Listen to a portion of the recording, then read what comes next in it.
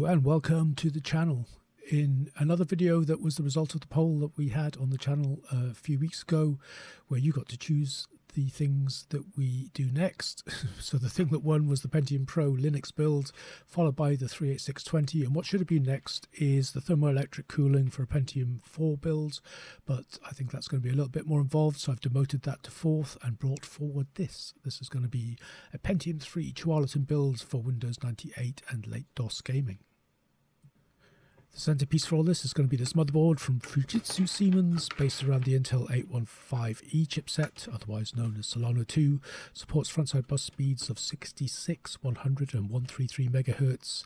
It's got a universal AGP port and one PCI, so we're not very well endowed with slots here. We're going to have to be a little bit economical and careful about choosing what cards to add.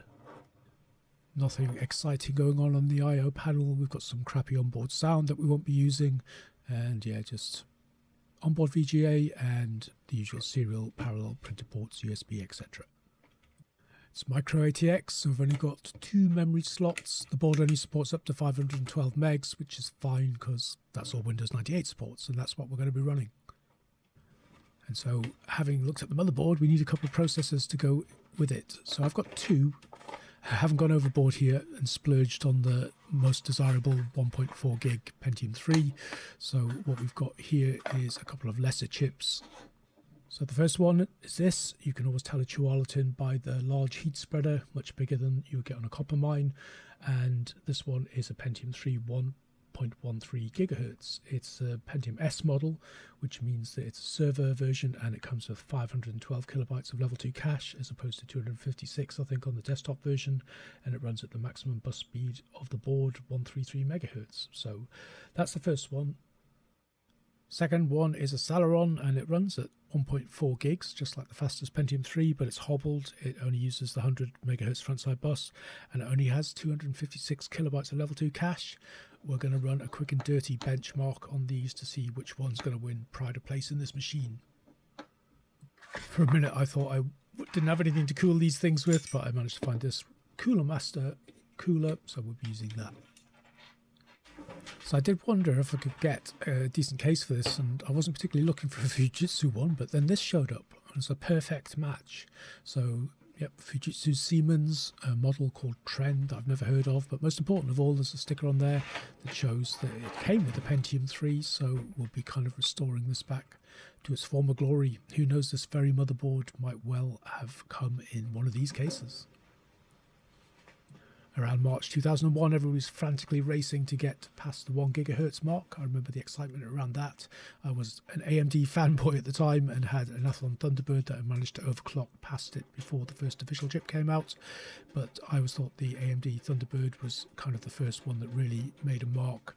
But Pentium 3 had a copper mine version at 1 gig around about the same time, arguably before, depending on who you believe, and then they pushed the copper mine a bit further to 1.13 gig, which is the same speed as the Pentium 3 we're going to be using, and it was an absolute disaster. It was hideously unstable and they had to quickly withdraw it from the market. So even after that debacle with the faster copper mine, Intel had a rough time back then. They released the Pentium 4 in 2000 and it was certainly faster with optimized code, but in day-to-day use proved to be a bit of a damp squib and ran at the same speed or worse than the current crop of Pentium 3s. So in order to save face and keep people on the blue team, they did a die shrink from 180 nanometers to 130. They reduced the voltages, increased the clock speed, and kept the Pentium 3 ticking over for another year or so until the Pentium 4 found its feet. Which is lucky for us because they make damn good Windows 98 gaming machines. Or at least I hope they do. We'll find out shortly. So I ran into a problem straight away. This power supply is an SFX unit and it has at least one dead rail. So that was a bit of a bummer. It did delay this video by a week, so I had to go and source another SFX power supply. So with the power of Amazon, I have in my hands a brand new SFX PSU, a more modern version. It's got SATA connectors. It has a couple of Molexes on there as well, so we can use adapters to get what we need. It's a 300 watt one, the same as the one that came with it. It's from a Chinese brand I've never heard of before, imported by Colors IT, who are a brand I'm sort of familiar with because back in cash strap days of PC builds I've used them in the past. To be perfectly honest, I've never had much trouble with them. I'm sure they don't run as in spec as some of the branded versions, and who knows how long it'll last, but this isn't a machine that's going to be getting a vast amount of use probably, so it'll do for now. To begin with, we'll go with the Celeron. These were also affectionately known as Tualarons, I think. So we'll start with what I think might be the slower processor, but you never know. So to begin with, I've just got the front panel connectors hooked up, and I'm just going to lay it down on the posts, and then we'll boot it up and see what happens. Needless to say, it didn't come with an I/O panel, but I'm pleased to say for once I've got a big bag of these things, and I never seem to have one that fits the motherboard, but yeah, I found one that fits, so that's good. So that's everything kind of lying in place. I still haven't quite decided what graphics card I'm going to use for this. Got a few options, but we'll get to that in a minute. So the first thing I thought of was this. This is an HIS Radeon 9800 Pro, complete in box. So it's one of the prizes of my collection, but it's got one of those ice cube coolers, and they are notorious for failing, so I'm a bit dubious about using this one. So I bought this especially for this build, but now I'm kind of having second thoughts. This is a GeForce 6600 GT. I think this is one of the fastest cards you can get with native Windows 98 support. I think the 6800 also supports Windows 98, but I don't think this card supports 8-bit color palettes and some of the other stuff that you might want if you're going to be playing any DOS games on this machine, and I think I am, so I might not use this. But I'll stick this in for now, even though it probably won't be the thing that I end up with, really because I haven't booted this motherboard up. I bought the motherboard, didn't have any processors for it, got the processors, and then did that poll, so it's been sitting around for a couple of weeks, and I don't even know if it works. We'll find out in a second. I also bought, especially for this build, 128 gig SSD and an adapter. So I loaded it all up with floppy drive, CD-ROM drive, and as you can see, exemplary cable tidying. Now we can try it and see if it works. So booted to post, and there's a fairly major problem here, and that is that keyboard error. 0211 keyboard error, couldn't get rid of it, and then I sort of managed to get it intermittently by pushing the PS2 port in quite stiffly, but not, it wasn't regular, it wasn't a usable thing. And I blasted it with some contact cleaner, and that made no difference. So it seems that this PS2 port is dead for the keyboard, and that is probably why the motherboard was so cheap. So you can see it did let me get into the BIOS, but it was only after hammering the key and wiggling the cable at the same time.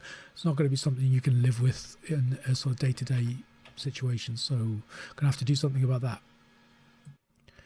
So I tried to have a quick look and see if there's anywhere I could get one of these double PS2 ports for the mouse and keyboard on a motherboard, and you can get them, but they weren't going to be here in the time frame that I needed to be able to do this video that I'm doing right now. It would have probably been delayed another week, and I didn't really want to do that. So a while back I made a video about a whole stack of really rusty, junky PCs I got off a guy for nothing that had been sitting in his leaky shed for years. So as you can see, this is beyond redemption, and there's no way, I don't even know why I kept it. Well, actually I'm glad I kept it because I need the mouse and keyboard port off it. So despite the state of this thing, I think the rest of it all needs to go to the tip. But the mouse and keyboard ports are fairly resilient things, so I'm hoping they survived whatever mischief that this machine was forced to endure. So the motherboard's out and the port looks okay, so I decided to have a go at it with the desoldering gun, and I don't know, this stuff wouldn't move. I gradually turned the heat up until I got to God knows what temperature, and this stuff wouldn't melt. So I tried literally every method on this. So I went at it with the soldering gun, and it wasn't great. It wasn't melting. I tried going at it with the soldering iron and some wick. Finally, what did it was hot air and a little bit of gentle teasing from the other side, and eventually the thing did come out, and what a pain in the ass it was. So it seemed to come out in reasonable condition. I was a bit worried that I might have pulled one of those pins a bit too hard, but we'll find out in a sec. So after that, it was a case of retaking the broken one off the new motherboard, and I don't know whether it was the conditions that that old manky board was in or the type of solder they used, but by comparison it was an absolute breeze to get the PS2 ports off this one. So just pop the new one on and then get it soldered in place, and hopefully we'll have a keyboard. So it's in place. We'll just clean the cack off the back and plug it in and see if we can get any action. Moment of truth.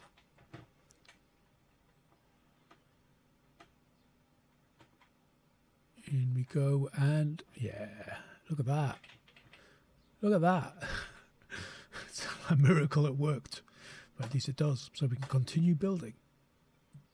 So it's all back together. Everything's in there, drives, it's all cabled up. The 6600 GT is still in there, though it probably won't stay in there. And now we can begin the time-honoured tradition of installing Windows 98. I had an issue now where, despite the BIOS and F-Disk recognising the SSD, the Windows 98 installer wouldn't allow you to transfer files onto it. So I transferred to 80 gig mechanical hard drive. I've since been advised that something like Easy Drive, some drive overlay software, might have fixed this for me, but since I've already made the move on to a mechanical hard drive, I'm just going to stick with that for now, and we'll sort the SSD out at a later date and just leave it in the case for now. So I spared you the install of Windows 98, but as soon as I went into Windows 98, yeah, the mouse doesn't work. So I fixed the keyboard. I thought I might have pulled on those pins a little hard when I was disconnecting it, but I've broken the mouse, which is okay for now because I can substitute the mouse with a serial mouse, but I wouldn't have been able to replace the keyboard with anything else. So at least we can continue building, and I think to save, well, I haven't got any more donor boards, but I've got these 10 brand new PS2 ports coming, and when they arrive they'll have straight pins and I'll have to do another replacement, but that should sort the problem out. But at least we can continue for now with a serial mouse and a PS2 keyboard. The system is functional, which we'll do for now, and now it's time to decide what graphics card to use. So I've decided not to use the 6600 GT because of its lack of support for some of the earlier tech that you might need for some Windows 98 games and probably a lot of DOS games. So this is what I'm going to use instead. So I think the 5900 XT will give me everything that I need for this build. It's obviously nowhere as fast as the 6600 GT, but it should be more than fast enough for pretty much all of your Windows 98 needs. But it's got support for all the older tech like the 8-bit palettes and stuff that you might need in some later DOS games and indeed some Windows 98 games. So the idea is for this machine is to go with the 38620 that I built in the last video. That machine will do all of the early DOS gaming, and then this machine will kick in where that one can't cope, and this will deal with everything up to Windows 98. So between those two machines they should cover all eras from the earliest PC games right up to the sort of turn of the millennium. It's drivers time. Get all of the motherboard, chipset drivers and what have you loaded up, and then also the drivers for the FX 5900 XT. And another problem crops up. So my mouse was glitchy when I was just trying to set the graphics settings, and then it just froze solid and couldn't really do anything, so I had to reboot. It was definitely the graphics driver that was causing the problem, because I went into safe mode and removed it and the problem went away, and I tried, I think it was version 56 point something or other that I was using of the NVIDIA driver. I'd read that that was the most stable one for this card. I think it was the second one that supported it, but I tried the earlier driver and a couple of later ones, and still the same problem, which was surprising because it worked fine in the shuttle PC that I took it out of, though admittedly that was running Windows XP. So I couldn't be bothered to faff around with drivers endlessly. I was getting quite tired at this point after having been at it for a good few hours. So I've just decided to change the card instead, one with minimal effort that should hopefully use the drivers that were already on the machine, assuming it's a card problem. I can't imagine that all of those drivers would have had problems. So yeah, this is an FX 5600. So the FX 5900 XT was a 128 meg card. This one's a 256 meg card, but it should still give me everything that I need for my sort of Windows 98 and late DOS gaming. So we'll give this a go. And I'm pleased to say that it works absolutely fine with the same driver that didn't work with the FX 5900 XT, so don't know what's going on there, but yeah, I think the 5600 will be more than adequate card for this machine with good compatibility, so this is what we're going to roll with. I'm loading 3D Mark 2000 now that I've got a stable system. I've installed the Coolbits hack, so that's enabled the ability to turn off VSync in Direct 3D in the NVIDIA settings. I think you can do it out the box for OpenGL. And we're going to use this to bench the two CPUs. So we've got the Tualatin 1.4 and the Pentium III 1.13, and we'll just run the default bench and see what we get for our 3D Mark and what we get for our CPU 3D Mark. The frame rates I could see on this looked pretty okay for both of them, to be honest. The default resolution for 3D Mark 2000 is 1024 by 768. And the Celeron came in with a score of 7,127, 7127 3D marks, and the Pentium 1.13 came in with 7,763, so 7763 versus 7127. That's quite a lot more for the Pentium 3, so I guess that's the extra level 2 cache and the faster bus speed. For the CPU 3D marks, it was 521 for the Celeron and 588 for the Pentium 3. So Pentium 3 wins and Pentium 3 stays in the box. There is a gaping hole to be filled in this case now that we've got the graphics sorted out, and that needs sound and something to fill the drive bay.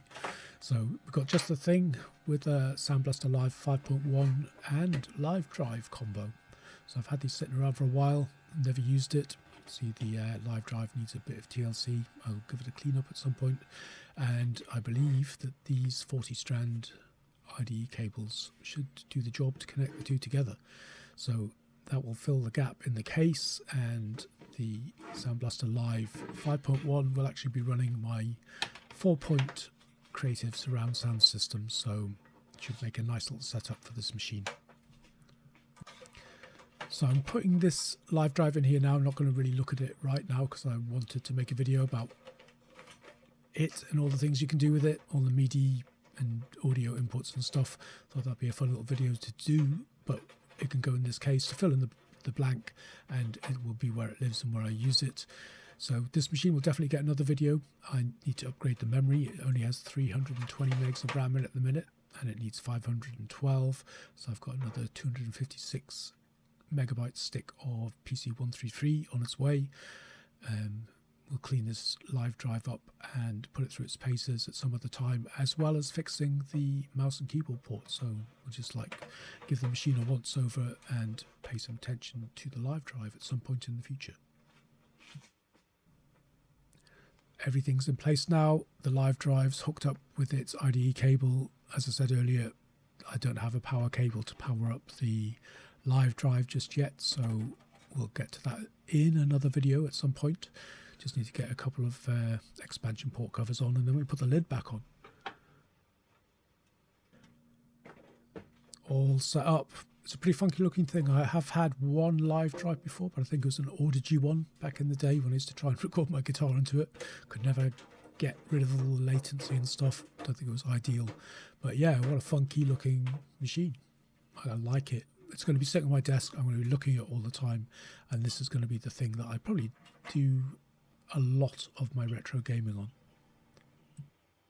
Last little bit of setup. is to get those Sound Blaster Live drivers on. There's the things, there's the live drive. And here is the remote control that we'll be fiddling with in some of the video in the future. So games. This machine is hopefully going to cover a range of them. So this is a sort of period correct game. Equinox wants a decent Pentium 3 and a decent graphics card. And then games like Dark Forces, which are probably a bit too much for the poor 38620 to deal with. More of a 486 game, 486DX game even. And yeah, this machine will run these kind of later DOS games as well. And there it is on the gaming desk on the other side of the room. So we've got the 38620 there that we set up in the last video. The Pentium 3 is now there as well. Probably won't stay there forever. I do need to fit an XP machine onto this desk as well, and possibly an LCD monitor by the side of the CRT.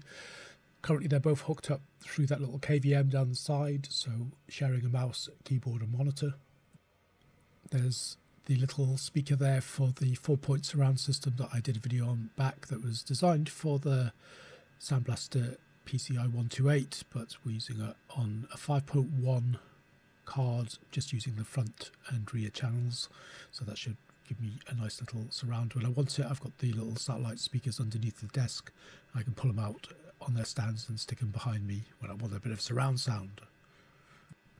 So it's a cool setup. I don't think the Pentium 3 is going to stay there forever because I need to fit an XP machine on there as well, which will be coming up in a video fairly soon, because it will be one that we use that thermoelectric cooler on that was in the poll. But I'm also going to make a custom case for it, a custom beige windowed case from scratch by cutting a hole in the side of something and sticking some Perspex or whatever. I haven't really thought about it yet, but that's coming as well. That will be going on this desk, but there will be another video about both of these machines, come to think about it, because the power button doesn't work on the 386. It doesn't have a maths coprocessor, so that needs a few upgrades. So we'll be revisiting that. The Pentium 3 will get another video to explore the live drive, get the SSD working, fix the mouse port that I broke while I was fixing the keyboard port, and then the XP machine will go on there as well. So that's it for this one anyway. So I hope you've enjoyed watching it, if you've made it this far, and I hope you'll join me on the next one. Thanks for watching, and I'll see you later.